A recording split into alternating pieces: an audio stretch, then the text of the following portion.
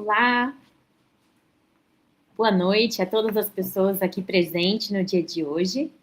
Eu sou Luma Féboli, sou uma mulher branca, de cabelos lisos na altura do ombro, estou vestindo um moletom cinza e no meu fundo tem uma parede branca e um armário marrom. Eu sou professora de educação infantil na rede e atuo como articuladora do programa de educação ambiental, o Progeia, junto com o Luiz, que está aqui presente. Nós conduziremos a mesa no dia de hoje. Mas primeiro, eu gostaria de agradecer a todo o pessoal da Educa TV por estar proporcionando a transmissão no dia de hoje e também aos intérpretes de Libra que estão aqui presentes, garantindo que essa transmissão seja acessível a todos e todas. Um último recado antes de eu passar a fala para o Luiz é dizer que as inscrições dessa live elas seguem abertas nos ações formativas. Então, se você está aqui agora e ainda não se inscreveu, dá tempo de correr lá no Educa Mais e fazer a sua inscrição. E para os parceiros e outros profissionais de fora da rede que estão aqui também assistindo a gente, dizer que é um prazer imenso tê-los você aqui conosco e recebê-los como ouvinte nesse dia. Boa noite, pessoal. Espero que estejam todos e todas bem. Meu nome é Luiz Felipe Bartoletti. Eu sou um homem, né? Sou um homem branco. Estou usando uma camiseta branca com uma folha de monstera. E ao meu fundo tem o guarda-roupa aqui do meu quarto. Eu sou professor de ciências na Rede Municipal de Campinas e eu atuo como articulador do Programa de Educação Ambiental, Progeia, desde 2024, junto à Luma, as coordenadoras pedagógicas Lisandra, Berenice, Lúcia Gama e Ana Paula e as nossas articuladoras descentralizadas. Agradeço muito a presença de todos e todas aqui e espero que seja uma noite de muito aprendizado para todos nós. Na nossa mesa de hoje, a gente vai receber a palestra da Tainá Gutierrez, mas antes de passar a palavra para ela, a gente gostaria de, inicialmente, chamar uma das pessoas para dar uma palavra de boas-vindas para a gente, que foi fundamental para que esse debate acontecesse no dia de hoje, né? Ela representa o Observatório MIPID, junto à Maria Fernanda, né? Então, o Observatório MIPID, que é o Memória e Identidade, Promoção da Igualdade na Diversidade, e também é uma das pessoas mais inspiradoras da nossa rede, que busca uma consolidação de práticas antirracistas, né? Então, gostaria muito de convidar para dar uma saudação para a gente a Valéria Olímpio. Valéria, muito obrigado pela sua participação e por toda a articulação que você faz com a gente. Olá, pessoal, boa noite. Vou fazer minha audiodescrição. Eu sou Valéria Olímpio, sou uma mulher preta, tenho cabelos que estão no penteado twist até a altura dos ombros, uso uma blusa com tom rosa, branco e preto, e um brinco também rosa para combinar com o tom da blusa. Queria dizer que é um prazer estar aqui com vocês hoje. Agradeço as palavras, Luiz, sempre muito acolhedor, Luiz e Luma. Então, eu faço parte do Observatório MIPID, sou gestora do Observatório, junto com a Maria Fernanda, que não está aqui hoje porque está no período de férias, né, merecidamente, e dizer que é um prazer estar com vocês, né? É de sua importância esse evento do projeto, esse seminário, porque a gente não pode falar de justiça climática sem pensar nas desigualdades historicamente construídas, né? A população negra, os povos originários, são sempre assolados, né, pelo racismo ambiental. Racismo ambiental, ele expulsa as pessoas do seu território desde sempre, né, desde o período aí formalmente do fim da escravização, né, as pessoas negras são expulsas, né, e são levadas para as favelas, né. Eu falo favela com muito respeito, porque favela é o nome de uma planta, né, que nascia na subida dos morros, e por isso que os morros são chamados de favela, né, e os povos originários, desde a invasão, também são expulsos dos seus territórios, né. Hoje, por exemplo, mulheres indígenas mulheres que têm o conhecimento das plantas, das ervas, não tem mais, às vezes, no seu território onde achar essas plantas, essas ervas, por conta dessa invasão e desse desenvolvimento tão predatório que a gente tem hoje em dia, né? Então, dizer que é muito importante essa temática, né, para a gente pensar em quem é violentado todos os dias, e falar de justiça climática é falar de reparação, né? Pensando nesse movimento aí do fim da escravização e da invasão do nosso país. Queria dizer que a SME, né, tem um acordo de cooperação com o Guiledés, né, que a Tainá é lá de Guiledés, então esse acordo de cooperação foi fundamental para a gente poder fazer aí a parceria do Progea, com o Guiledés, né, e o Progea é um grande parceiro para a gente poder articular a educação antirracista na nossa rede, a educação para as relações étnico-raciais, sempre foi, né, desde quando o MIPID ainda era um programa, e agora tem essa relação com o MIPID, com o PROERE, que é um programa da CSF. Então, dizer que é uma noite muito feliz para a gente. Fazer essa intersecção é dizer que nós estamos pensando em rede, que nós estamos pensando em produzir dados mais profundos, né? Porque dados médios não medem as desigualdades, é preciso aprofundar, interseccionar e saber de quais pessoas nós estamos falando. Quando eu falo de justiça climática, eu penso em quem? Quando eu falo de reparação, eu penso em quem, né? Que a gente consegue chegar nas pessoas que são mais assoladas aí pelas adversidades desse nosso mundo. Então é isso, muito obrigada, espero que tenhamos aqui um bom momento. Obrigada, Luiz, obrigada, Luna.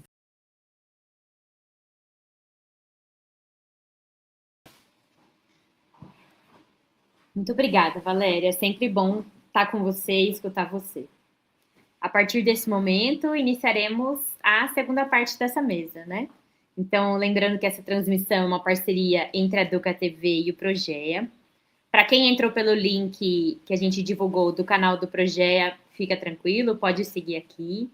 Para quem entrou através do canal da Educa TV, essa transmissão ela vai acontecer uma troca perto das 20 horas, né? Ela vai ser transmitida apenas pelo canal do Progea. Então, as pessoas que estão na live e entraram pelo Educa TV, fiquem tranquilos que na hora que isso acontecer, no chat a gente disponibiliza o link, o QR Code, para que vocês sejam direcionados para a continuidade dela, tá? Luiz, vamos apresentar, então, quem a gente está ansioso para escutar aqui. Vamos. Bom, então, como a Valéria falou, né, dentro da concepção crítica de educação ambiental, que é adotada e colocada em prática pelo programa, a gente entende que as questões ambientais elas estão diretamente ligadas às questões sociais, econômicas, raciais, de gênero e de classe. Por conta disso, os impactos ambientais não atingem todas as pessoas da mesma maneira, então é por isso que é muito importante a gente discutir justiça ambiental e climática, que, aliás, foi o tema do nosso Fórum de Educação Ambiental e Climática, que a gente realizou no final do mês passado, e, a partir disso, a gente percebeu a grande necessidade de nós nos aprofundarmos nesse tema, né? Então, a gente convida agora para a nossa conversa a Tainá Gutierrez, que vai fazer uma fala sobre racismo ambiental e adaptação climática antirracista na educação. A Tainá é nascida e criada no extremo leste da cidade de São Paulo, é administradora pública formada pela FGV de São Paulo, pós-graduada em Transição Energética e Direitos Humanos pela Claxo, Equador, e mestranda em Administração Pública e Governo na FGV de São Paulo. Atua como assessora de Clima e Racismo Ambiental em Gueledés, Instituto da Mulher Negra, e é secretária executiva da Rede por Adaptação Antirracista. Ela pesquisa o legado do movimento negro na luta por justiça socioambiental e climática, focando nos saberes das matrizes africanas e suas práticas culturais. Então, a gente gostaria de reforçar que o chat da transmissão do YouTube vai estar aberto a perguntas. Então, quem quiser perguntar, interagir com a Tainá, pedimos que façam isso por meio do chat. E, ao final da exposição dela, a gente vai abrir esse espaço para que essas discussões possam aparecer por aqui. Então, Tainá, seja muito bem-vinda. A gente está muito feliz com você aqui e eu passo a palavra para você.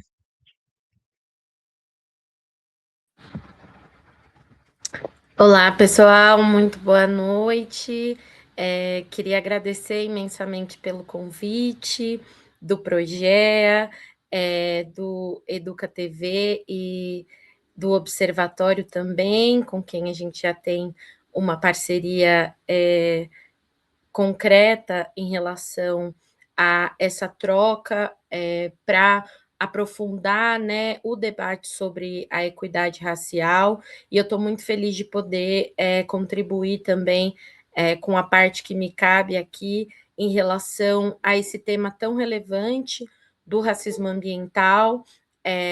Eu acho que a gente precisa cada vez mais trazer essa dimensão dos desafios relacionados com as mudanças climáticas para dentro do contexto da educação, tendo em vista o quanto as escolas, na sua perspectiva de infraestrutura, mas também as infâncias e as juventudes estão sendo impactadas, né, a cada novo evento climático extremo que a gente tem e que a gente terá. E acho que justamente nesse ano, onde a gente vai ter mais um fenômeno climático muito intenso, né? O El Niño, que já começou e que vai nos afetar aí até o começo do ano que vem, é muito importante falar um pouco sobre o racismo ambiental, sobre como ele afeta a educação e também sobre como a gente pode pensar soluções a partir do que as escolas e a educação, né, de maneira mais estrutural, oferece para nós. Queria pedir para projetar aqui os slides para que a gente pudesse começar essa conversa. Então, hoje eu quero falar um pouco com vocês sobre essa perspectiva do racismo ambiental e da crise climática, trazendo, né, o que foi a provocação da palestra, esse conceito de adaptação climática antirracista que a gente construiu na Rede por Adaptação Antirracista, que é uma rede que eu tenho a honra de ser secretária executiva, e é uma rede composta por mais de 50 organizações espalhadas pelo Brasil. E como é que desse conceito de adaptação climática antirracista a gente pode pensar um outro papel das escolas, né, e da educação em relação à crise climática. Aqui, logo de início, né, eu trago essa passagem da Carolina Maria de Jesus, onde ela fala, né? Às 8h30 eu já estava na favela, respirando o odor dos excrementos que mescla com o barro podre. Quando estou na cidade, tenho a impressão de que estou na sala de visita, com seus lustres de cristais, seus tapetes de veludo, almofadas de cetim, e quando estou na favela, tenho a impressão de que sou um objeto fora de uso, digno de estar num quarto de despejo. A Carolina Maria de Jesus, ela escreveu isso em 1956.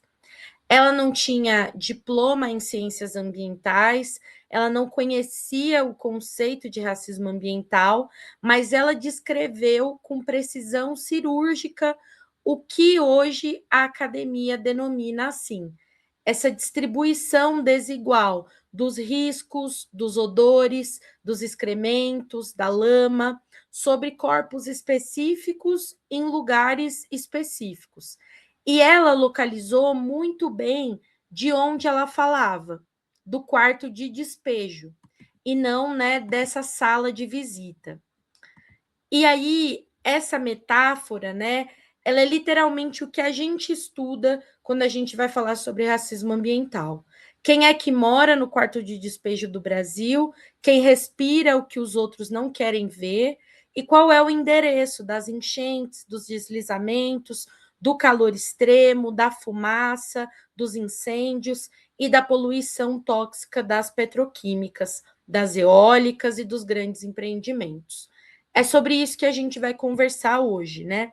E eu preparei essa apresentação trazendo um pouco, né, a partir da Carolina Maria de Jesus, esses caminhos que pavimentaram o conceito de racismo ambiental.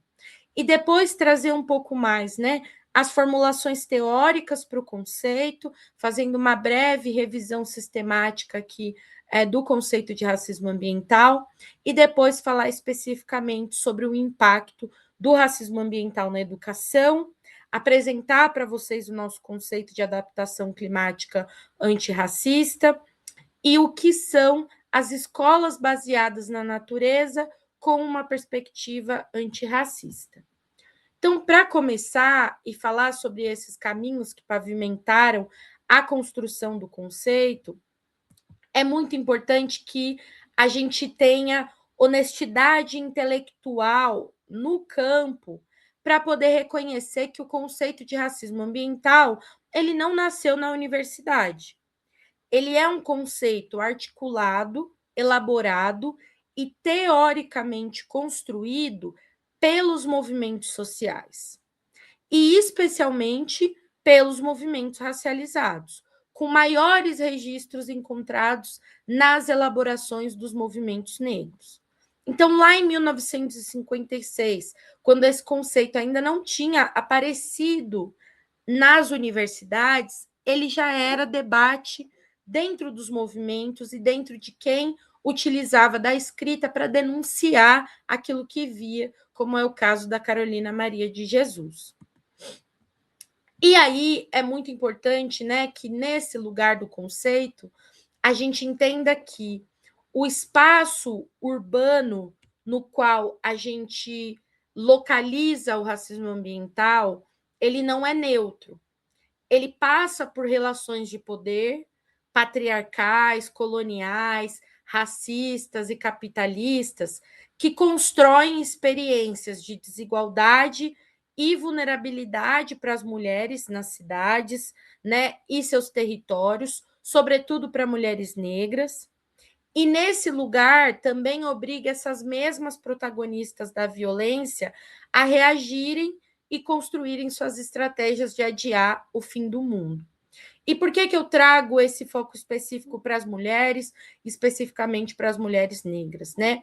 Porque são elas, né, as principais responsáveis por olhar para esses territórios numa perspectiva de cuidado e entender a importância de reagir a esse projeto político de morte e conseguir oferecer alternativas e garantias para crianças e juventudes, né, nesse contexto formativo mesmo, né, de enfrentamento a todas essas estratégias de violência que acometem não só essas mulheres individualmente, mas todas as suas comunidades.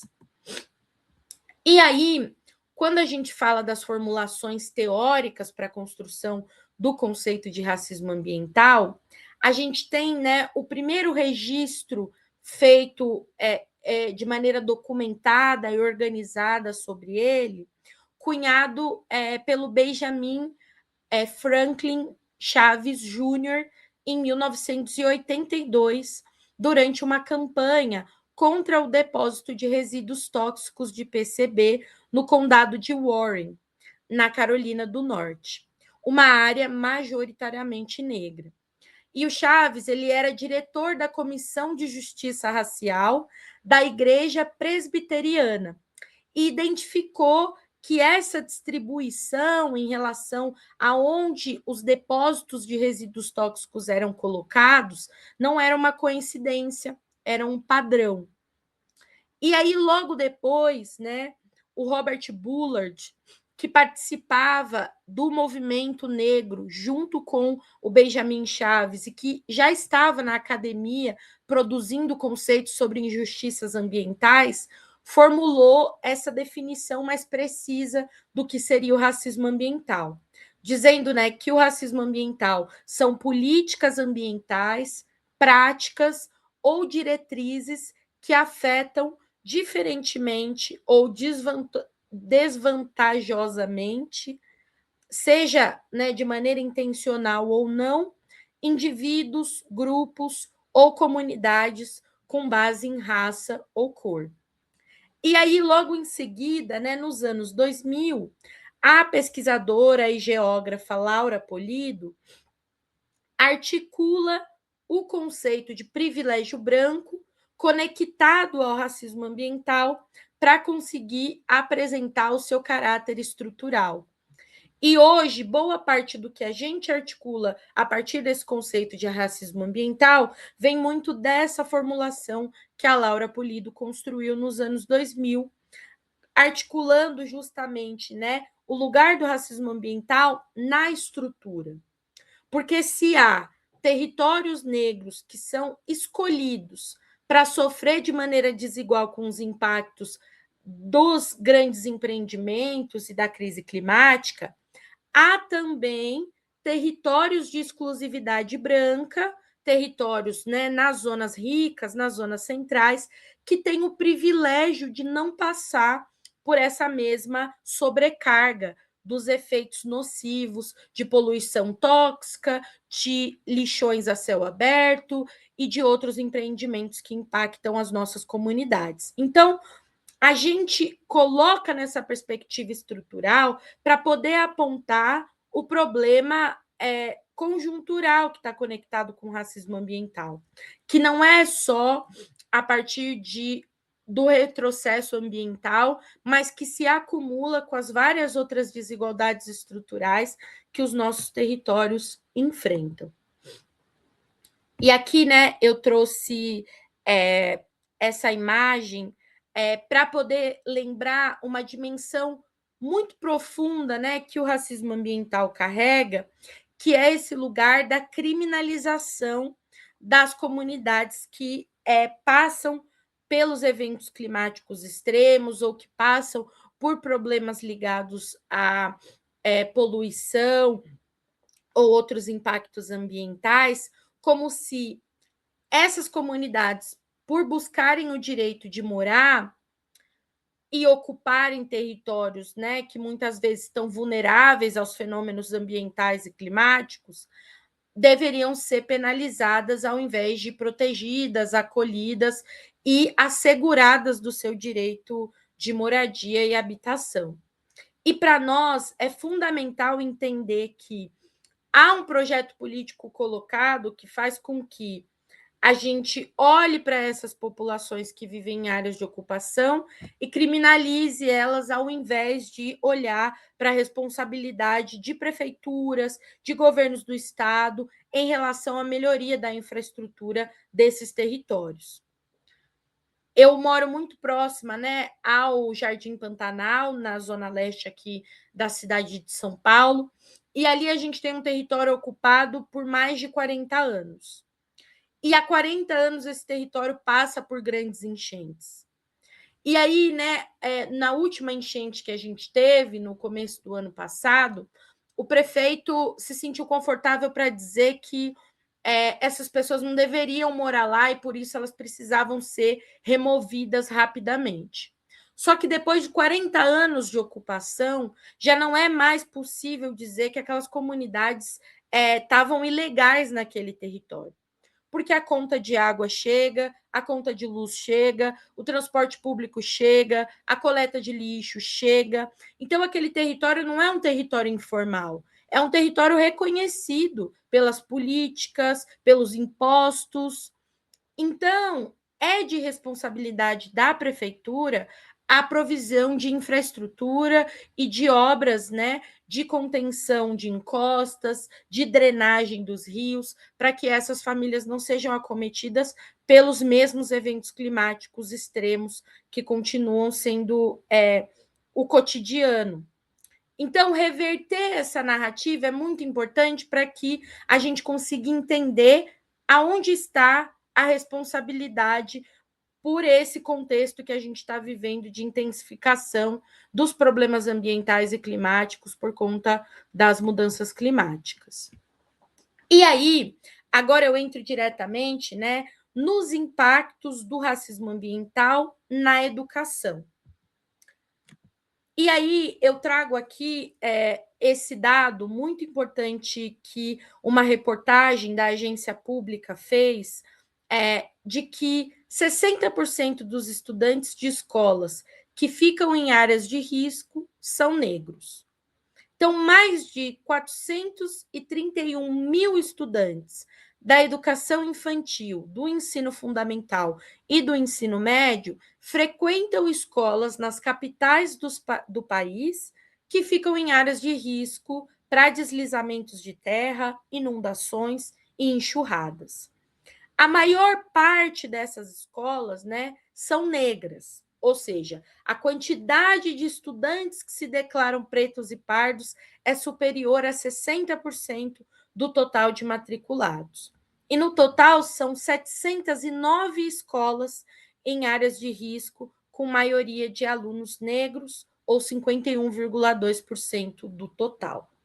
Então, quando a gente está falando sobre o impacto do racismo ambiental na educação, a gente está justamente demonstrando quem são os estudantes que são colocados para fazerem a sua formação educativa em escolas em áreas de risco de deslizamento de terra, de inundações e enxurradas. São os estudantes negros. E isso não é um acaso ou uma coincidência do destino, mas sim um projeto político de precariedade para essa população, de não olhar para esses territórios como territórios que merecem uma política pública de infraestrutura, que merecem uma política pública de resiliência climática. E aí, né, a ausência de áreas verdes, ela não é aleatória, ela segue essa linha da raça e da pobreza. As crianças, né, afetadas por enchentes, por inundações, por secas extremas, têm todo o seu processo formativo afetado. E é justamente por essa razão que a educação climática e ambiental, ela não pode ser considerada acessória. Ela é parte integral do aprendizado, do acolhimento e da construção de resiliência nas comunidades a partir das crianças e juventudes que precisam ser vistas como protagonistas das mudanças em relação à emergência climática. Quando a gente debate, né, a importância de introduzir a educação ambiental e climática nas escolas, é também para munir essas crianças e jovens do poder de olhar ao redor e conseguir enxergar esse projeto de precariedade que está colocado e fazer esse enfrentamento e esse combate ao racismo ambiental que afeta sobremaneira a educação. Tanto quando, né, essas escolas são afetadas pelas enchentes e pelos outros eventos climáticos, quando também, em razão da falta de política pública preventiva para acolher a população em contexto de evento climático, a gente se utiliza das escolas para serem os abrigos para a população, impedindo que essas crianças tenham acesso a aprendizado por meses e, às vezes, anos, né? Como é o caso do que a gente assistiu nas últimas enchentes que aconteceram no Rio Grande do Sul. Então, o impacto do racismo ambiental na educação não é meramente simbólico, né? Onde a gente vai dizer que onde existem crianças negras, existem racismo ambiental. É justamente ao olhar, né, como o racismo ambiental está conectado com as outras desigualdades que também afetam a educação, que a gente consegue entender a importância de juntar esse conceito do racismo ambiental com a perspectiva da educação climática e ambiental. E aí, né, quando a gente olhou para a necessidade de debater mais sobre adaptação climática no contexto dos nossos territórios, a gente enxergou uma lacuna muito grande em relação ao que se tinha conectado com a realidade do Brasil, que era uma realidade onde as desigualdades raciais estruturam o como as cidades são formadas. Então, a gente se debruçou a entender o que era a nossa contribuição, partindo de várias organizações de base, organizações do movimento negro, que estavam pensando a agenda de adaptação climática.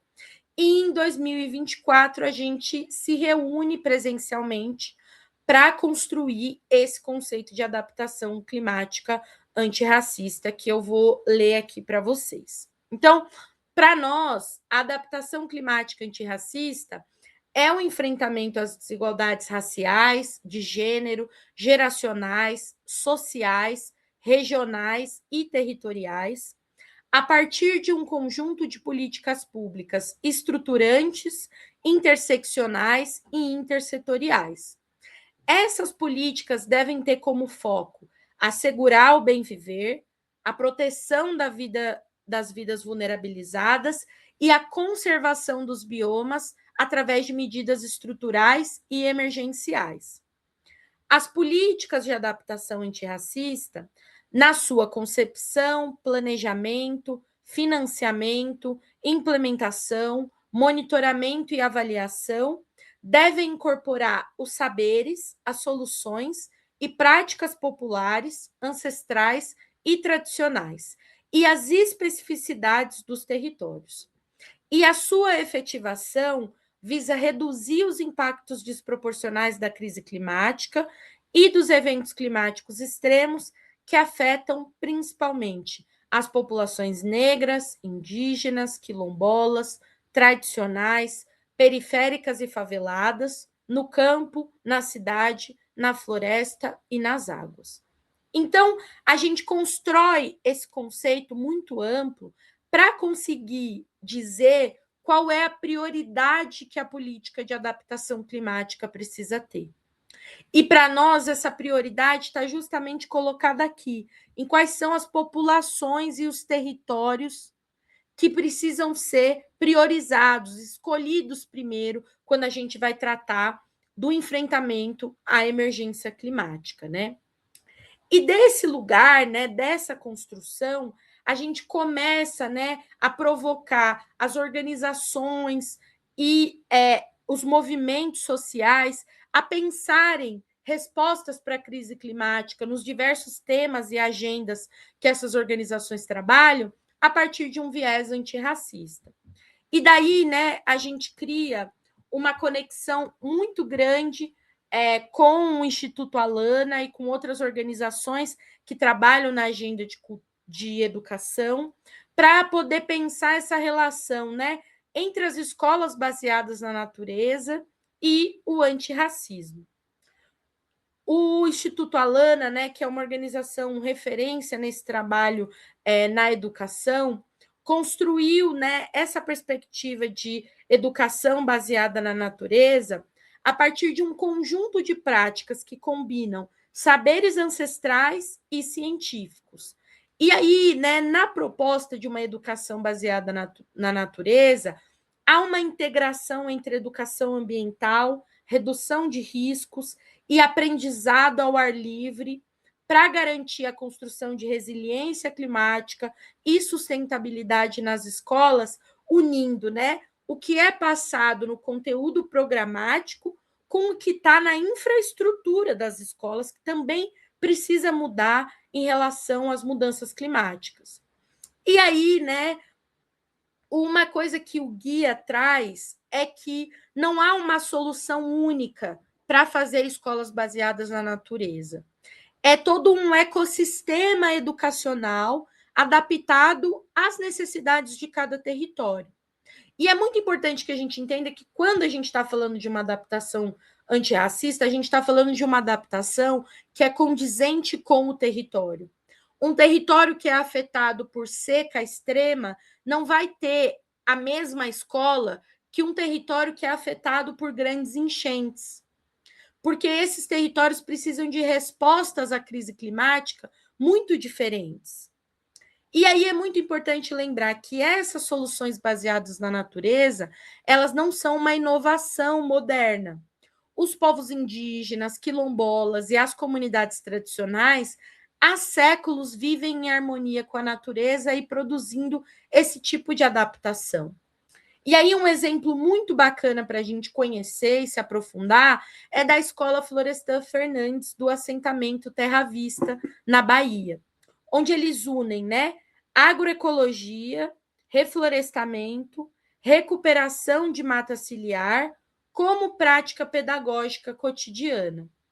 E aí, né, o guia, ele acaba reconhecendo que essa integração de saberes ancestrais com os saberes científicos, né, promove essa ciência mais holística e garante que a gente consiga dar respostas efetivas ao enfrentamento à crise climática.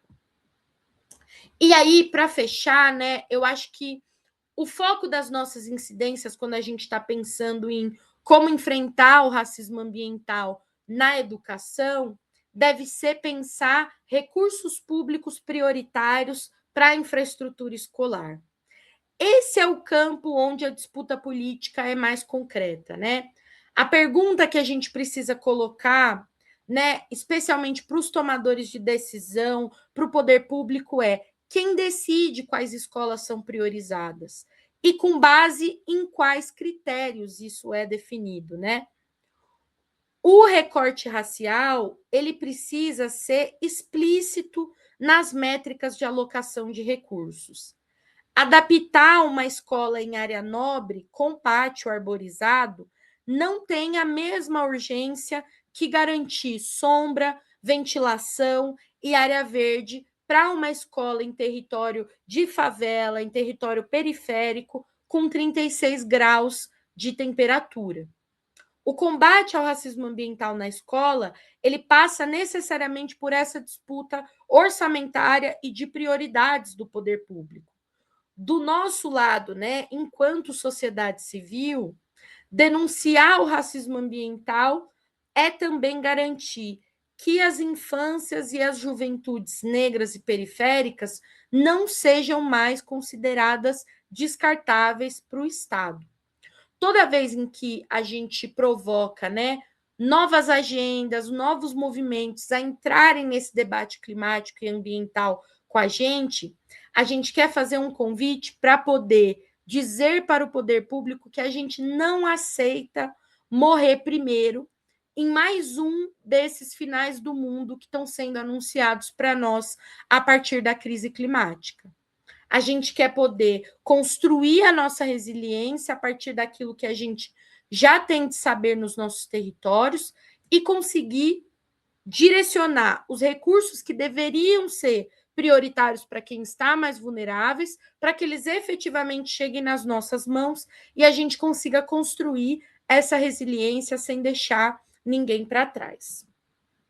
Acho que com isso eu encerro e queria agradecer de novo pelo convite, pelo espaço e dizer que eu estou super à disposição para trocar com vocês, se vocês tiverem perguntas, dúvidas e outras considerações. Obrigada.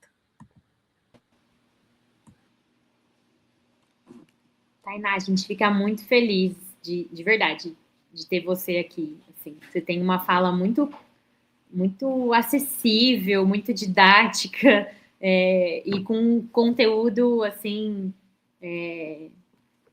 sistematizado de uma forma que acho que fez com que a gente parasse realmente para pensar, né? Conforme você foi falando, a gente automaticamente também vai pensando nas vivências que a gente tem aqui na rede de Campinas, né? Então, acho que é interessante a gente também poder e convidar as pessoas, os professores, os educadores aqui presentes, a também narrarem suas realidades, né, nos comentários aqui. Mas a gente atua na rede municipal, né? Então, principalmente com a educação infantil e ensino fundamental 1 e 2, na cidade de Campinas. De educação infantil, são mais de 200 escolas espalhadas no território, né?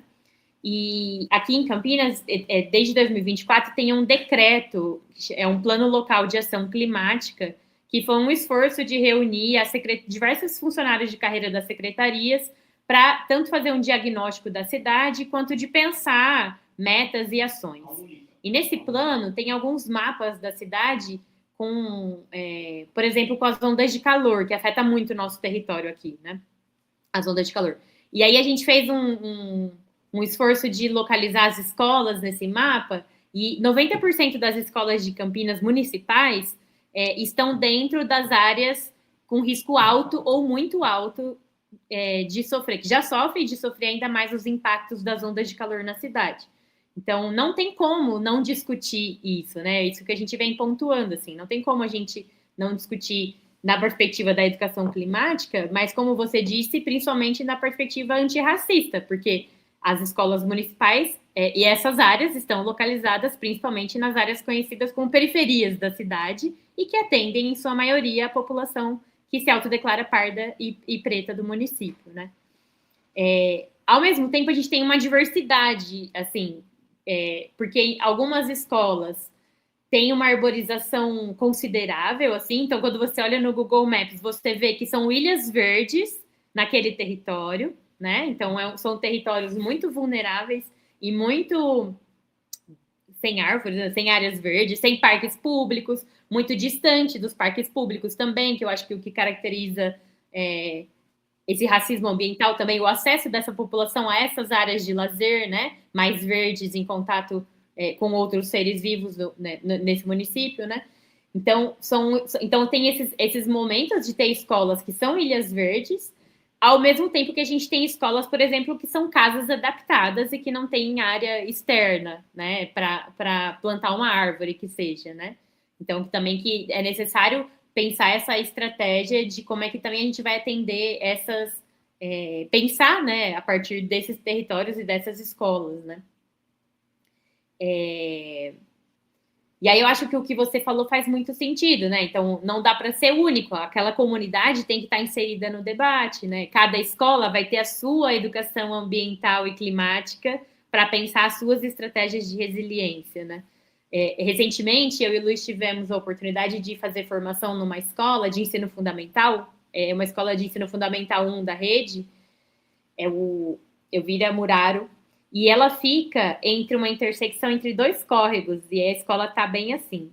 E durante a formação, alguns profissionais que estavam nessa escola tinham memórias de momentos que a escola encheu, que teve enchente e atingiu a escola, né? Depois disso, depois de algumas enchentes, teve algumas obras atrás desse córrego de expansão, de alargamento. Então, a escola parou de alagar, mas o que os profissionais relatavam é que a casa dos alunos continuava alagando, porque a obra ficou restrita à área próximo da escola.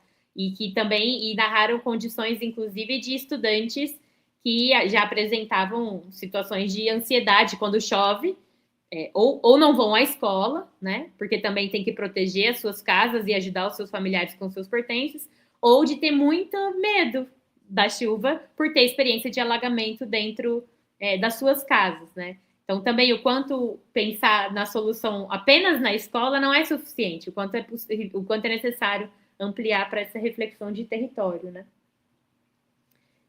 Aqui no chat tem uma pergunta dos desafios. O Luiz colocou uma provocação para que as escolas pudessem trazer, né, os desafios enfrentados, né, e como é que elas identificam esse conceito de racismo ambiental. Luiz, quer trazer alguma colaboração? Ana, agradeço muito a sua fala. Eu acho que foi muito o que a gente esperava e o que a gente precisava, né? Enquanto programa de educação ambiental, a gente atuando nessa perspectiva que a aluna está falando, a gente está buscando justamente entender o panorama da nossa rede, né? E como a gente pode apoiar a tomada de decisão de política pública que priorize a adaptação das nossas escolas. E agora, né, eu vejo a importância da gente trazer a questão da adaptação antirracista, né? Então isso precisa ser levado em consideração de uma forma bastante enfática. Ao mesmo tempo, a gente está num processo de atualização dos nossos documentos curriculares. A gente tem um documento curricular vigente de 2015, né, e a nossa rede desde o ano passado está fazendo um esforço bastante grande para que esses documentos sejam revistos, atualizados, enfim.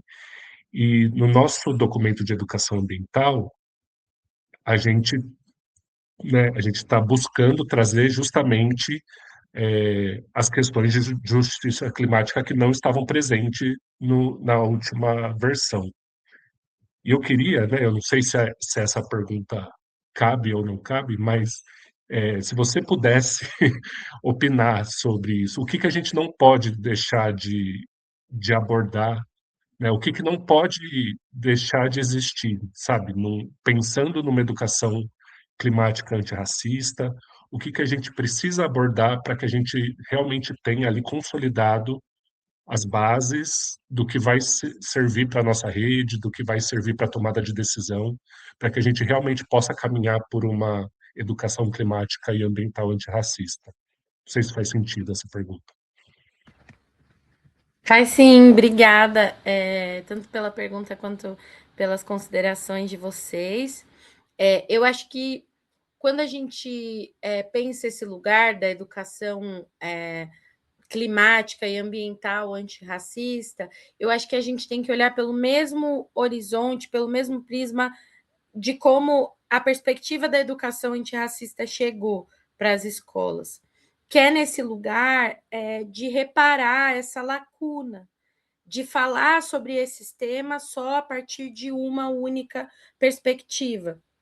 E eu acho que esse resgate, né, de onde vem os saberes ambientais nos territórios, é muito importante para que essas infâncias, né, essas crianças possam voltar para suas casas e poder interagir com os seus, né, com os seus familiares, com as suas comunidades, olhando para o que está colocado ali naquele espaço. Eu lembro muito, né, dos marcos assim da minha própria educação numa escola na periferia, onde a gente só falava de educação ambiental e sustentabilidade a partir da perspectiva da reciclagem. E não havia qualquer abordagem em torno da reciclagem para reconhecer o trabalho maravilhoso, fundamental e importante que os catadores e catadoras fazem. A gente pensava uma perspectiva de reciclagem só a partir da separação nos 3 lixos ali coloridinhos e como a gente fazia isso dentro das escolas, mas quando a gente voltava para as nossas casas, a gente olhava para um vácuo, onde não existia coleta seletiva, então a gente separava o lixo que depois ia para o mesmo lugar, e a gente não conseguia interagir com os nossos, né, em torno de algo que eles já faziam. Porque no caso da minha avó sempre usou, né, o vaso quebrado ou a caneca quebrada para fazer um vaso, o vaso quebrado para fazer uma suculenta, que é uma plantinha que vai menos água, para não descartar aquele material. E isso não era visto por mim como uma reciclagem ou como uma perspectiva sustentável, né? Hoje a gente tem um desafio maior do que eu tinha quando eu era criança, porque hoje a gente está vivendo concretamente eventos climáticos extremos numa sequência muito mais rotineira do que era no passado. E com isso nasce uma necessidade de que, dentro dos nossos programas de educação ambiental nas escolas, a gente também possa falar sobre acolhimento no momento de chuvas e no momento de emergências, como é que a gente constrói rotas de fuga no qual as crianças são prioridade, como é que as crianças podem apoiar os adultos nesse lugar de conversar sobre esse tema sem que isso gere pânico e ansiedade, mas que isso faça parte do cotidiano. A gente tem falado muito sobre como é que a gente educa a partir de construir uma cultura de risco, que ao invés de gerar ansiedade climática, gere na gente essa confiança de que quando uma chuva chegar, a gente vai saber o que fazer. Porque hoje a gente tem um sistema de alerta da Defesa Civil que apita nos nossos celulares, a gente inclusive viveu esse hacker desses últimos dias que utilizou a base da Defesa Civil para outros fins, mas a gente não tem esse momento seguinte. Depois que eu recebi o apito no celular, eu faço o quê? Se eu estou na rua, qual que é a minha próxima reação? E eu acho que isso precisa ser construído nesse ambiente educativo, né? Condizendo com as realidades que esses territórios possuem. Então, para mim, né, essa educação ambiental antirracista seria essa educação que resgata esses saberes que sempre estiveram nos territórios em relação, né, à adaptação, em relação a equilíbrio térmico, em relação a acesso a alimentos de boa qualidade a partir de quintais produtivos, coisas que estão, né, no horizonte dessas famílias que elas já fazem, e ao mesmo tempo consegue construir essa cultura de risco sem gerar ansiedade e frustração, mas que ampara, né, e coloca para essas infâncias, para essas juventudes, um lugar de eu também sou parte dessa solução e eu posso ajudar a construir essa resiliência, né? Eu acho que é um pouco nesse lugar que eu vejo.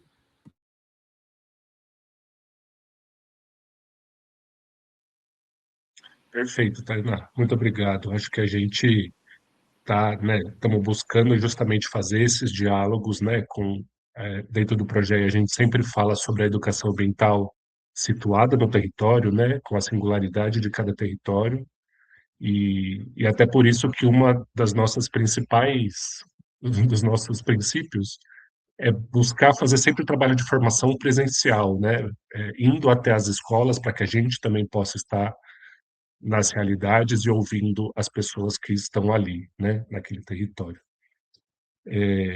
A Fabiana, que trabalha no ProErer, né, o nosso programa para educação para as relações étnico-raciais, colocou aqui no chat sobre os povos indígenas, falando que muitos povos indígenas afirmam que a crise ambiental é também uma crise de relações e de modos de existência. Como essa perspectiva pode ampliar a compreensão do racismo ambiental para além da distribuição desigual dos impactos ambientais, alcançando questões de colonialismo, território e justiça epistêmica. Então, se quiser comentar um pouquinho sobre isso, sobre o fato da crise ambiental também poder ser enxergado como uma crise de relações e de modos de existência? Obrigada, Fabiana, pela contribuição. Eu acho que é muito importante a gente olhar para como os povos indígenas dialogam sobre essa crise climática há muito tempo, justamente nesse lugar de como as nossas relações comunitárias elas foram totalmente corrompidas assim por essa perspectiva de consumo e essa racionalidade individualista, né?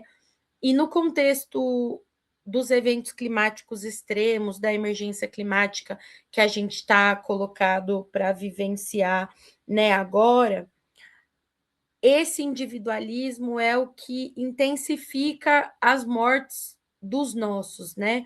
Porque quando a gente passa a não olhar mais para as periferias, nesse lugar de comunidade, quando a gente não olha mais para os nossos vizinhos como alguém que a gente conhece, que a gente sabe o que passa, que a gente sabe como vive, a gente não olha mais para essa pessoa num lugar de parceria, de alguém que pode me ajudar num momento de enchente, onde o meu filho está sozinho em casa e eu estou na rua trabalhando. E você intensifica essa sobrecarga para as famílias que não conseguem mais pensar suas relações a partir da comunidade, e você também intensifica a vulnerabilidade de todo esse território que não consegue mais se construir e construir sua resiliência a partir de um lugar do laço comunitário, né? Então, retomar e reviver esses ensinamentos e essa educação indígena para dentro dos nossos contextos é super importante para que a gente restaure esses laços comunitários que a gente tem perdido nas periferias. E é o que garante que a gente consiga resistir às mudanças climáticas e resistir aos danos dos eventos climáticos extremos a partir de um lugar comunitário que não deixa ninguém para trás, né?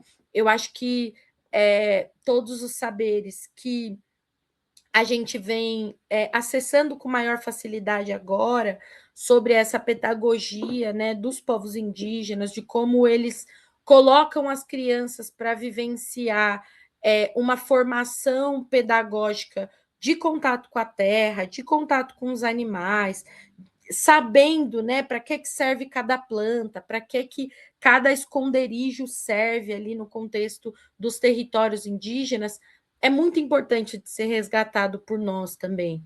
Porque no contexto das periferias, né, das comunidades negras, a gente também vai precisar desses mesmos saberes para conseguir construir resiliência que garanta que essas infâncias e juventudes não sejam ainda mais impactadas, né, pelos próximos eventos climáticos, assim. Então, acho que é super importante trazer esse ponto.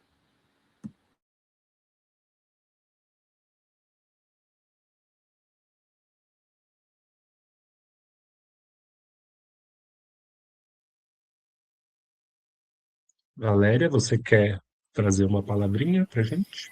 Eu quero. Primeiro quero parabenizar a Tainá, dizer que foi maravilhoso. Eu fiz várias anotações aqui, porque foi bem legal. Tainá, eu ouvindo você falar, eu estava lembrando assim que uma vez acessei um processo que o STF, num julgamento de relação homoafetiva, ele diz que a felicidade é um princípio implícito nessa Constituição Federal. Então, ele reconhece a felicidade como um princípio, né? E aí, vendo aquela foto que você passou das duas meninas negras naquela situação bem precarizada, eu fui pensando que na dimensão coletiva, né, para a gente poder garantir essa felicidade, tem que ter políticas públicas que viabilizem essa felicidade, né. E aí, vendo aquela foto, eu penso que está tão distante ainda de alcançar essa felicidade, porque a gente tem que pensar na questão do bem viver, né, que é diferente do viver bem relacionado ao capitalismo, que é o que o Estado hoje impulsiona, que é o viver bem, não bem viver, né. Então, eu fico pensando muito nisso. Daí a importância da gente também, enquanto educador, né, e agente, professor, gestor, do que o Luiz falou, né, de conhecer o território. Muitas vezes, nós educadores chegamos nas nossas escolas com nossos carros, com Uber, a gente entra na escola, fica lá o tempo da nossa jornada, a gente sai, entra no carro e vai para o nosso bairro, né, e a gente não conhece o que tem no entorno da escola, e eu me coloco nesse lugar, né, uma situação numa escola que eu dava aula, quando eu entrei em Campinas, era esse movimento, eu ia de carona, entrava na escola, saía e voltava para minha casa. Aí um dia eu não passei de trenzinho, né, que tem educação infantil, esse trenzinho passou, desceu o bairro, e aí eu fiquei assim, né, porque ali eu constatei a situação precarizada que muitas crianças daquele bairro moravam, né, então, se você não conhece, né, o seu território, se você não consegue entender a situação que as crianças estão vivendo, né, que aí nas escolas de periferia são geralmente situações precarizadas, você não consegue reconhecer os seus privilégios, né, e não consegue fazer uma educação antirracista, né? Então, acho que esse de reconhecer o território que você está é um movimento, assim, muito importante, né? E vendo aquela foto, eu penso também, né? Eu tenho 47 anos, e eu vivi numa situação muito precarizada como aquela foto que você passou. Eu fico pensando que não mudou nada, porque hoje, na cidade de São Paulo, no estado de São Paulo, tem pessoas que moram numa casa que você abre a porta, dá para um córrego, um esgoto a céu aberto e uma madeirinha para poder passar para chegar na rua.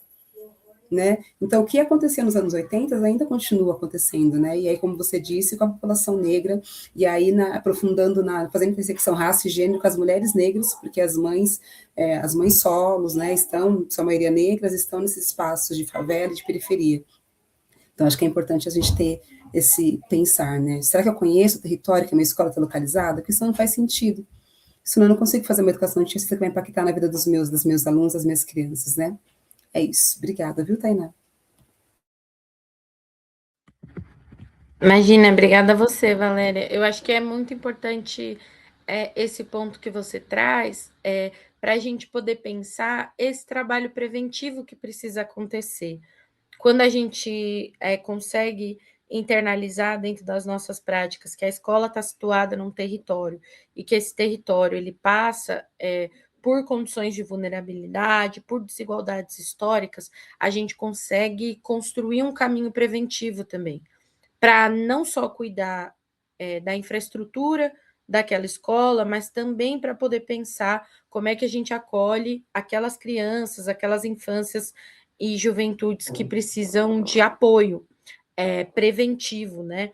E a gente consegue elevar a importância que a educação ambiental tem no contexto curricular. Porque se a gente se orienta agora, a partir da condição que a gente vai ter de um novo fenômeno climático que vai nos afetar esse ano, que é o El Niño, que vai chegar com intensidade a partir de outubro, a gente já consegue pensar o que de agora para outubro eu posso fazer nas minhas escolas para conseguir garantir que as crianças e os jovens que estão ali consigam ter respostas, consigam se preparar, consigam se proteger, apoiar as famílias, porque também essas famílias fazem parte desse contexto da educação, elas também se educam à medida em que a gente educa essas crianças sobre essa perspectiva ambiental e climática. Então, eu acho que não dá mais para a gente pensar o calendário da escola sem olhar para esses eventos climáticos que estão nos afetando, né?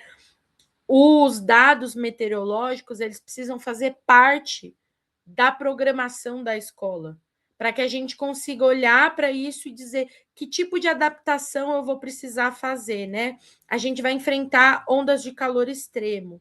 em quanto tempo eu consigo, né, produzir quintais produtivos ao redor da escola que garantam o equilíbrio térmico? Em quanto tempo eu consigo trocar aquele teto da escola por um teto verde que garanta equilíbrio dentro da escola? Tudo isso precisa estar na ponta do papel junto com, né, esse senso dos eventos climáticos extremos, que aí eu acho que a gente consegue olhar para a escola justamente como esse espaço de prevenção. E, obviamente, sem esquecer, né, que a responsabilidade do poder público em relação a isso, ela passa por todas as áreas. Então, esse horizonte da escola precisa estar totalmente conectado com o horizonte, né, da assistência social, com o horizonte da moradia e habitação, o horizonte da Secretaria de Infraestrutura e de Obras Públicas, porque tudo isso se conecta, né? E acho que a gente consegue olhar esse papel preventivo das escolas nesse lugar. Tainá, no chat, o Wesley trouxe uma pergunta aqui. Sentido de vida. Há trabalhos que articulam o racismo ambiental com o processo de gentrificação e com a especulação imobiliária?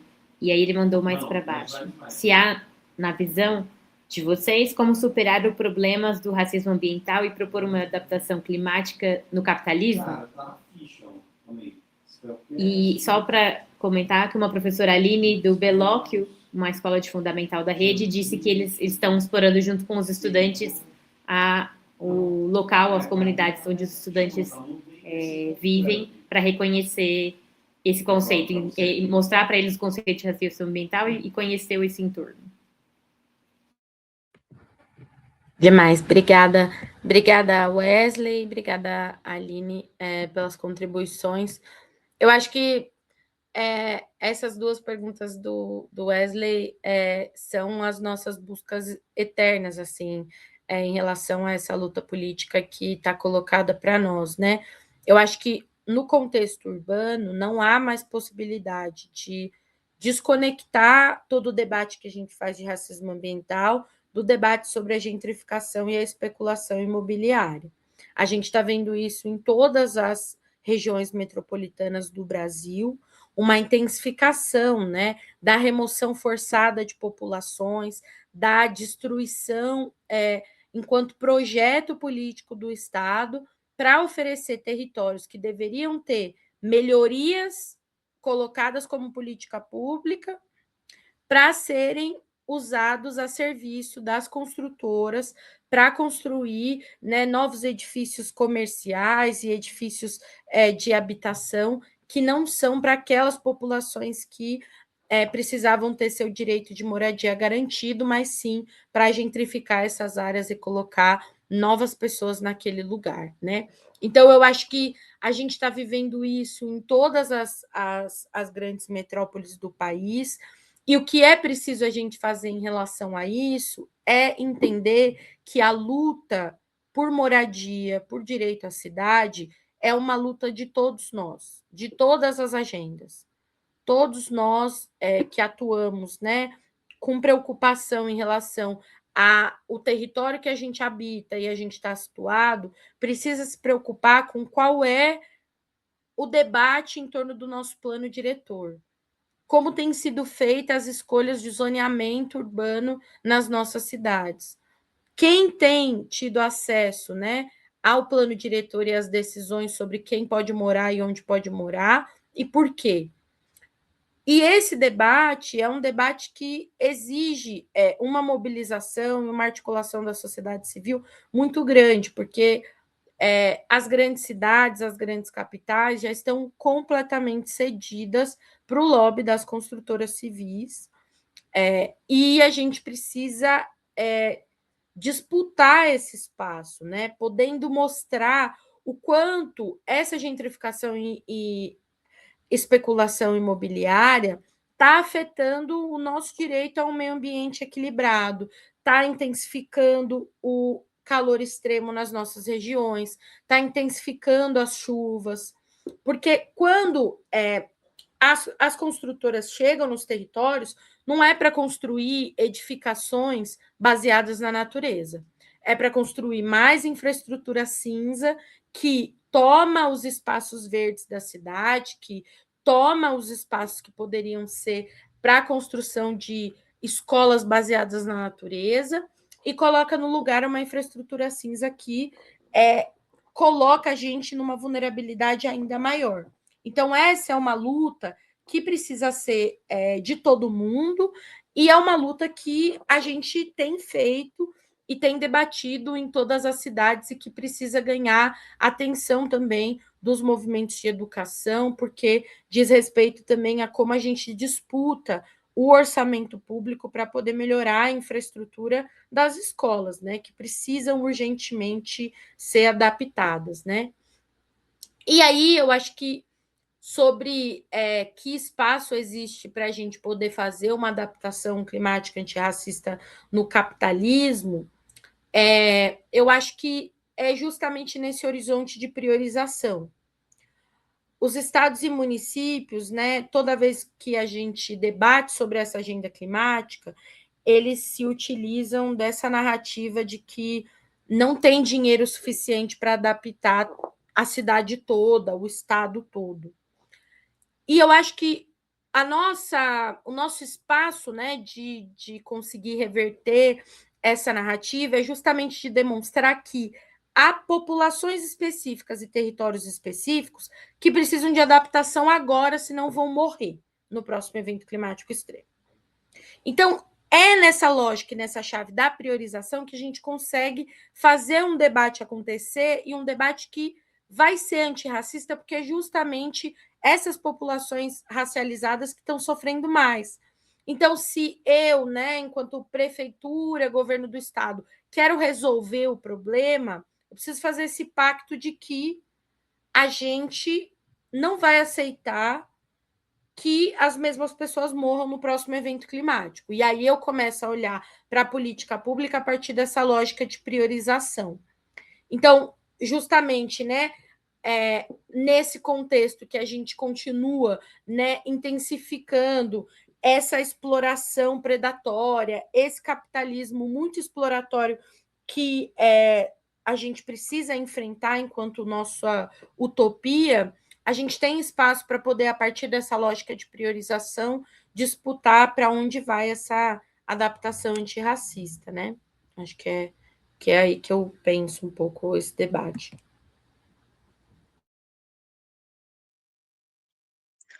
Nessa questão da gentrificação, a Aline trouxe também a situação da escola dela, né, que é o Lourenço Belloc, que próximo à escola tem um dos metros quadrados mais caros de Campinas, e as comunidades, né, que são ali atendidas pela escola ficam encurraladas por conta da especulação imobiliária ali perto.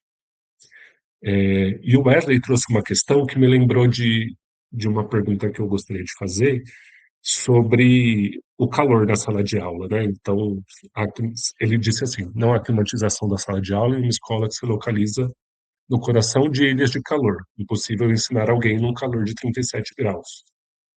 E isso me lembra que no ano passado, né, que houve um começo de período letivo com ondas de calor muito intensas, inclusive em vários estados foi adiado o retorno às aulas, né, por conta dessas ondas de calor. A gente teve algumas iniciativas aqui das escolas da nossa rede de construção de protocolos coletivos junto às famílias, né, junto aos conselhos de escola, em assembleia, para lidar com situações assim, né? Foram situações emergenciais por conta de casos realmente graves de falta de condição térmica de acontecer a aula. Daí a minha pergunta era se você sabe se existe algum tipo de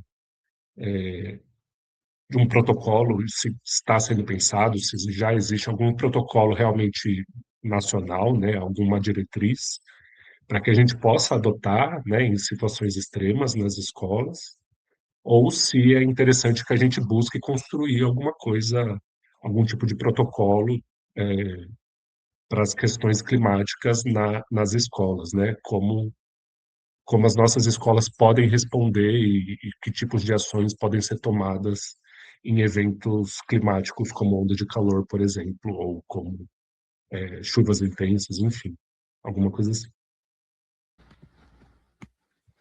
Eu acho que é super legal esse debate sobre os protocolos, né? Porque eu acho que, de novo, né, aquela discussão que a gente estava tendo no início sobre o quanto a adaptação ela precisa ser situada, ela passa também nesse lugar de que os protocolos para lidar com esses eventos extremos, eles não podem também ser padronizados. Então, eu acho que respondendo de maneira objetiva a sua pergunta, eu acho que sim, é muito importante que os municípios, as redes municipais, façam os seus protocolos em relação aos eventos extremos, né? E no caso específico das ondas de calor, é muito importante que isso seja feito, co-construindo isso com a Secretaria de Saúde, para poder pensar que tipo de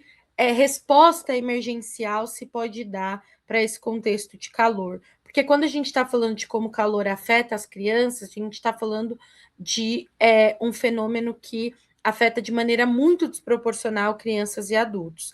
As crianças têm pouquíssima resistência a calor e a mudanças bruscas de temperatura, e para isso é muito importante que as escolas comecem a ter ambulâncias e pessoas das equipes, né, de saúde dentro das escolas para oferecer todo esse aporte necessário de cuidado, porque há crianças que têm mais ou menos resistência e num contexto de sala de aula é muito difícil para os professores terem essa responsabilidade de conseguirem olhar para todas essas crianças e entender essas especificidades. Então, ter a presença das equipes de saúde dentro das escolas é muito importante. Colocar, né, para essa missão, né, dos agentes comunitários de saúde, também essa interação constante com as escolas. E aí a gente tem acompanhado, né, o programa das Nações Unidas de Meio Ambiente, o PNUMA, que tem feito uma articulação com o governo federal e com mais de 500 municípios para poder avançar com uma agenda de enfrentamento às ondas de calor. E o foco dessa campanha é específica nas ondas de calor, entendendo que esse talvez seja um dos fenômenos de mortes, né, mais rápidas e ao mesmo tempo mais silenciosas. A gente teve uma crescente de número de mortes de pessoas por conta de ondas de calor, só que esse é um evento muito silencioso, porque por muito tempo quase não se registrava que aquelas mortes eram derivadas disso, porque muitas das vezes a pessoa morria por onda de calor, mas era porque ela teve um infarto ou porque ela teve um problema respiratório e não necessariamente atrelado à temperatura, né? E quando a gente passa a fazer essa relação, a gente consegue observar que a gente está morrendo cada vez mais por conta desse fenômeno, e a gente ainda não tem um protocolo seguro para que todas as escolas possam seguir. Então é muito importante, né, conhecer essa campanha que chama Beat the Heat, que é a campanha do PNUMA com o governo federal e várias outras agências da ONU. A Unicef, né, está diretamente envolvida com essa campanha. E a partir disso, né, construir ali dentro, nesse espaço articulado com vários parceiros da sociedade civil, protocolos para os municípios, para as escolas específicas, que eu acho que isso é muito importante. E tem algo, né, no contexto da infraestrutura das escolas que precisa mudar de maneira emergencial, porque a gente não vai ter condições financeiras para colocar ar-condicionado em todas as escolas, né? Mas o mínimo precisa ser feito, que é garantir os espaços verdes ao redor das escolas e os tetos verdes que garantem uma temperatura muito abaixo do que está colocada no entorno, para que as escolas possam conseguir resistir a esse fenômeno que é tão silencioso, mas que afeta tanto a gente. Então, acho que é isso que eu teria para contribuir nesse tema.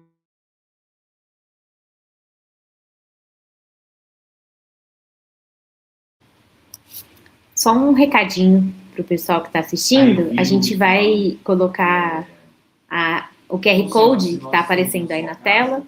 É o formulário da lista de presença de quem está assistindo, tá? E em breve a gente deve colocar o link no chat também, disponível. E aí eu só me coloco na frente, assim, da Poliana. Lê só um comentário também, da Laís Bonfim, que o debate sobre a crise climática é fundamental para que a gente entenda o impacto de calor na saúde da população. Ainda mais ainda quando esbarramos em uma visão limitada na educação infantil, onde o cuidar e educar se resume a manter a escola aberta a qualquer custo, quando às vezes não há condição de recebê-las, as crianças, né? Tainá, isso nunca aconteceu aqui em Campinas, mas a gente já ouviu o debate e eu queria saber um pouco como que você pode contribuir com isso. Por exemplo, em cidades onde ocorrem eventos muito extremos, que as escolas acabam virando abrigo, né, para parte da população. E eu já vi algum debate tentando trazer o quanto isso não deveria acontecer, né? O quanto as cidades deveriam ter espaços para receber essa população, porque a escola já fica, enfim, aí tem todo o problema em relação a parar o acolhimento desses estudantes e também a interromper o ciclo escolar deles, né? Você pode trazer um pouquinho essas informações para a gente, se você conhece um pouco desse debate? Enfim, a gente ainda, em Campinas, assim, a gente nunca passou por algo tão extremo, que pelo menos não da minha memória, que as escolas precisaram passar por essa relação de abrigo, né, de virar abrigo. Mas em algumas outras cidades, sim, né?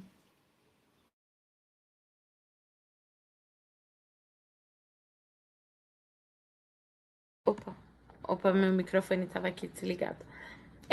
Eu acho que eu falei um pouco disso na minha apresentação, sobre o quanto é importante que a gente consiga debater a adaptação climática nessa perspectiva de priorização, justamente para evitar que a gente sobrecarregue as mesmas escolas que já estão em territórios vulnerabilizados, onde você já precisa dar uma assistência maior para as crianças, e tirar da escola esse papel para colocar a escola como abrigos, né? Esse debate sobre o quão prejudicial isso é para a educação e para os processos formativos tem acontecido de maneira muito forte na região sul, principalmente, que é onde a gente tem, né, um grau maior de vulnerabilidade com relação às enchentes.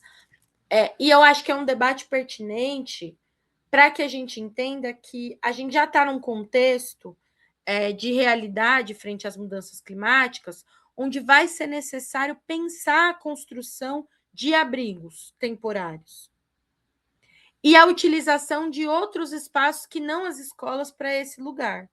Porque justamente nesse momento, não ter as escolas como esse espaço para o acolhimento das crianças e das famílias na perspectiva do que a escola pode oferecer é muito prejudicial. Porque você atrasa a alfabetização, a educação dessas crianças, você vulnerabiliza, né, as crianças na condição da saúde mental, da saúde física, porque ela passa a enxergar aquele lugar da escola também como um lugar de dor, um lugar que rememora todas essas dores das perdas, né, em relação aos eventos climáticos. E você cria um espaço de enfraquecimento das políticas públicas de gestão de riscos e desastres que precisam aprimorar esse caráter preventivo na infraestrutura também. A gente precisa construir novos espaços para serem abrigos temporários, novos lugares onde as pessoas vão poder ir no contexto das chuvas, que não afete os serviços que precisam continuar existindo, né? Então, eu acho que pressionar o poder público para construir os abrigos é tão importante quanto a gente conseguir fazer com que as escolas tenham o seu espaço preservado para poder garantir a educação nesse momento, assim, né? Então, eu acho que esse debate ele tem crescido bastante e ele tem se configurado num lugar de conseguir dar para o poder público essa responsabilidade que ele tem frente aos desastres, que é não utilizar as escolas como um abrigo permanente, mas como um espaço intermediário no qual você cria a primeira rota de fuga para depois ter um outro lugar preparado pelo poder público para que as famílias possam ficar, né? No Rio Grande do Sul, a gente teve várias periferias que ainda hoje têm famílias em abrigos temporários e escolas a serem construídas e reconstruídas, né? E isso é inaceitável, porque a gente já está há 2 anos dos desastres, e são justamente essas escolas nas periferias que são deixadas de maneira descartável pelo poder público. Então, a gente precisa olhar para esse debate com cautela, entendendo que os recursos são poucos para construir novos espaços de infraestrutura, mas, ao mesmo tempo, a gente não pode prejudicar ainda mais, né? O acesso à educação, que já é tão difícil para essas famílias e essas populações negras periféricas, e intensificar isso no contexto dos eventos climáticos.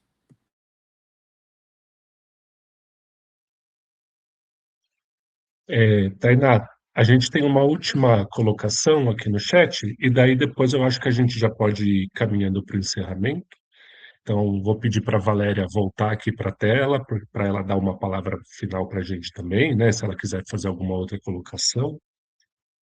O Christian colocou aqui no chat para a gente lembrar também da educação de jovens e adultos, né? Então, a gente tem na nossa rede a educação infantil, o ensino fundamental, anos iniciais, anos finais, e a educação de jovens e adultos, né? Então, as nossas escolas recebem também uma população adulta e idosa, também vulnerabilizada muitas vezes, né?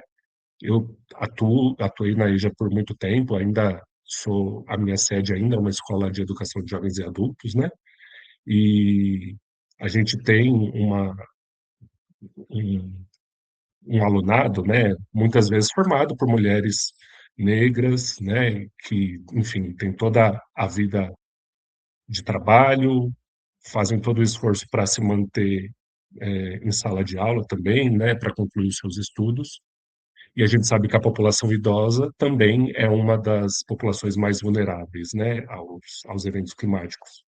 Então, eu acho que é um lembrete bastante importante para a gente pensar que quando a gente for pensar essas políticas públicas, né, a gente tem que pensar nas crianças e pensar também na população idosa que também recebemos, né, nas nossas escolas. Então, acho que a gente pode ir encaminhando para o encerramento. Valéria, se você quiser trazer alguma palavra, a gente agradece muito, né? Vou agradecer primeiro a Valéria pela articulação. Acho que toda essa parceria que a gente construiu nos últimos anos, o convênio entre o MIPID e o Guelé-10 proporcionou esse momento aqui, né? E eu tenho certeza que é um marco para a nossa rede, a gente discutir racismo ambiental com tamanha profundidade, né? E eu espero que tenha reverberado aí para todo mundo que está assistindo, para a gente pensar sobre as nossas escolas, né? Pensar particularmente cada educador, cada educadora, cada equipe sobre as suas escolas. Então, eu passo a palavra para você, Valéria. Luiz querido, Luma querida, queria agradecer bastante vocês. Tainá também, parabéns. Eu estava acompanhando aqui os comentários no chat, e tem posicionamentos aqui muito legítimos, necessários, né? O Estado ele tem o dever de garantir a dignidade das pessoas, de todos os seres vivos, mas não podemos esquecer que o Estado é racista, né? O Estado é racista, o Estado tem uma ideologia. Então, nós, né, educadores, e aí somos todos educadores, temos que pensar que a gente tem que agir nas frestas, né? E agir nas frestas é também a gente entender que justiça climática também é currículo, né? Inclusive na educação infantil. Então, é isso que essa justiça climática, esse pensar, esse modo de fazer, compõe aí o nosso dia a dia, né? Que a gente pense como currículo e pense o currículo como cotidiano. Obrigada, viu? Mais uma vez, parabéns, Tainá, Luiz, Luma, toda a equipe aí do projeto. Foi muito bom, viu, estar aqui com vocês.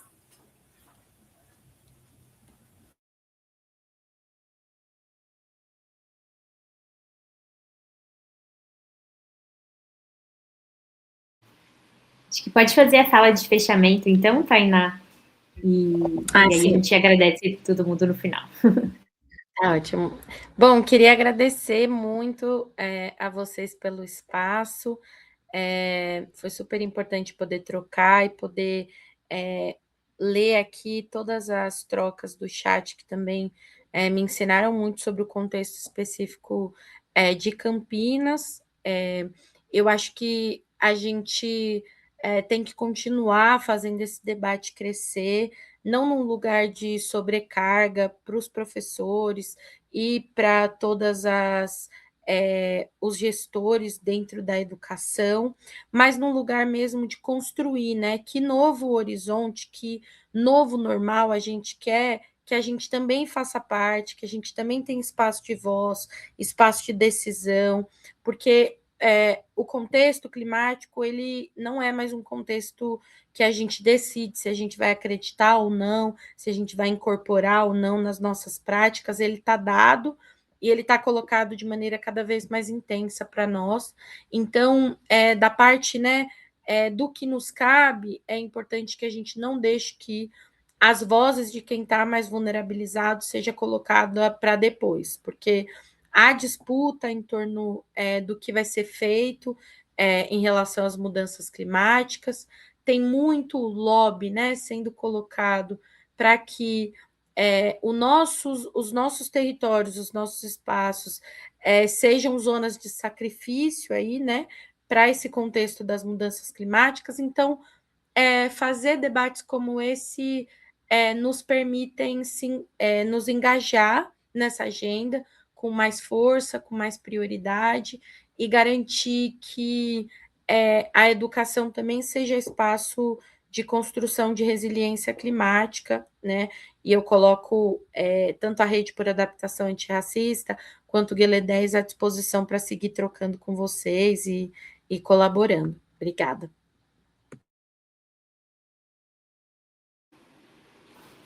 Acho que enquanto o programa de educação ambiental em parceria com o MIPID, os outros programas também que estão aqui presentes assistindo as lives, né? O ProErer, como já foi citado, com a presença da Fabiana, mas também o pessoal do programa de leitura escrita, o programa de pesquisa e conhecimento, que estão aqui presentes.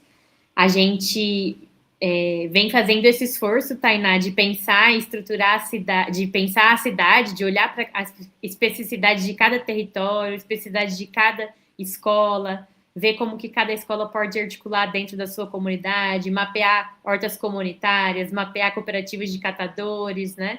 E outros exemplos de organização comunitária, como você trouxe muito forte na sua fala, né? O quanto a gente precisa aprender. Acho que a gente ficou muito marcado também quando você disse como que a gente precisa compreender que o próprio conceito de racismo ambiental surge a partir dos movimentos sociais, né? E não da academia. E o quanto que eu acho que essa é a saída também para as soluções dos nossos problemas, né? O quanto a gente precisa estar junto com esses movimentos, com os povos originários, com os periféricos, com os ribeirinhas, com os quilombolas, para poder pensar e fazer com que as nossas escolas e as nossas crianças, jovens e adultos imaginem mundos possíveis e construam esses mundos possíveis, né? Então, eu queria mais uma vez agradecer a presença de todo mundo que participou dessa mesa. Gostaria de agradecer o pessoal da Educa TV pelo apoio com essa transmissão, aos intérpretes de Libra que ficaram aqui presentes conosco o tempo todo. A gente teve um debate muito rico, muito problematizador, e que a gente possa apontar para essa educação ambiental que caminhe nessa direção da justiça ambiental e climática aqui em Campinas e no nosso país. Também queria agradecer mais uma vez, Tainá, muito obrigado por estar aqui com a gente, por trazer todas essas informações, problematizações que com certeza vão ser muito importantes para o nosso trabalho daqui para frente, né, tanto como programa de educação ambiental, como para a rede municipal de educação de Campinas. Queria aproveitar e falar sobre o nosso, aproveitando, né, falando sobre o programa, a gente costuma divulgar todos os eventos que a gente faz no nosso Instagram, então se o pessoal que está por aí quiser seguir o Instagram, que é Projeto_Campinas, todas as informações de formação a gente costuma passar por lá, fazer a divulgação por lá, tá? Então lá tem as atividades, os eventos e os cursos que a gente tem construído em parceria também com todos os outros programas da SME. É isso, gente. Muito obrigado pelo debate de hoje e boa noite. Ficamos por aqui. Até a próxima.